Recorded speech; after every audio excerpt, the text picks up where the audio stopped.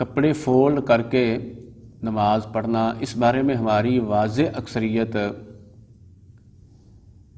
جہالت کا ثبوت دیتی ہے۔ اکثر لوگ کپڑا فولڈ کر کے اس کی پرواہ کوئی نہیں کرتے۔ بعض لوگ اس میں بھی عذر تلاش کرتے ہیں کہ لو جی کپڑا اندر کو یوں فولڈ کریں تو کوئی مذائقہ نہیں، اور اگر ایسے ہو تو پھر نماز مکروہ تحریمی ہے۔ یہ یاد رکھیں، یہ صرف من گھڑت باتیں ہیں۔ کپڑا اندر سے فولڈ کریں یوں یا کپڑا باہر سے یوں فولڈ کریں، ہر دو صورت میں نماز پڑھنا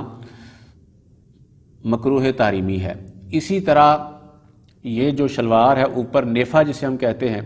اس کو اندر کی طرف فولڈ کریں یا باہر سے اس کو فولڈ کریں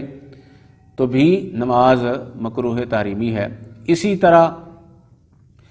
جو پونچے ہیں ان کو اندر سے فولڈ کریں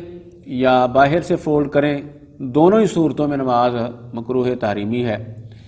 اسی طرح کسی نے تہہ بند پہنا ہوا ہو، تہہ بند کسی نے اگر باندھا ہوا ہے تو تہہ بند جو ہم وہ پلو اس کے دونوں کارنر جو اس کے ہم فولڈ کرتے ہیں اتنا فولڈ کریں جتنے سے وہ ٹھہر جائے، گرے نہیں۔ اس سے زیادہ یعنی ضرورت سے زیادہ اگر ہم اس کو بھی فولڈ کرتے ہیں تو وہ بھی مکروہ تحریمی ہے۔ جتنا ضرورت ہے اتنی شریعت اجازت دیتی ہے،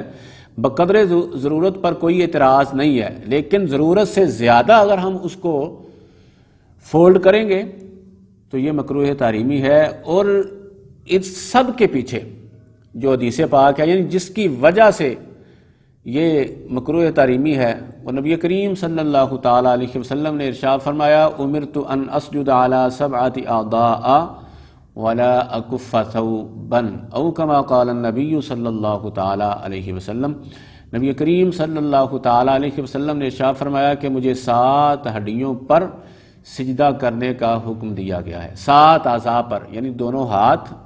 دونوں پاؤں اور دونوں گھٹنے اور ایک ناک، یہ 7 ہڈیوں پر سجدہ کرنے کا مجھے حکم دیا گیا ہے، اور ساتھ مجھے یہ حکم دیا گیا ہے ولا اکف ثوبا، کہ میں اپنے کپڑے کو نہ لپیٹوں۔ یہ حدیث چونکہ مطلق ہے، اب یہاں کوئی اس چیز کا بیان نہیں ہے کہ اندر کی طرف کریں گے تو فولڈ نہیں ہے، باہر سے کریں گے تو فولڈ ہے،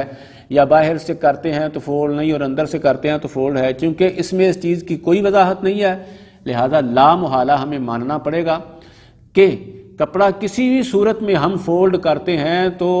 کپڑا فولڈ کرنے کی وجہ سے ہماری نماز مکروہ تحریمی ہوگی، اور مکروہ تحریمی والا عمل جس نماز میں پایا جائے وہ نماز واجب الاعادہ، یعنی اس نماز کو دوبارہ لوٹانا واجب ہے، دوبارہ پڑھنا واجب ہے، لہذا مکروہ تحریمی والے ہر عمل سے بچنا چاہیے۔ خصوصاً نماز میں انتہائی خیال کرنا چاہیے کہ کوئی ایسا عمل نہ پایا جائے جس سے ہمیں نماز دوبارہ پڑھنی پڑ جائے۔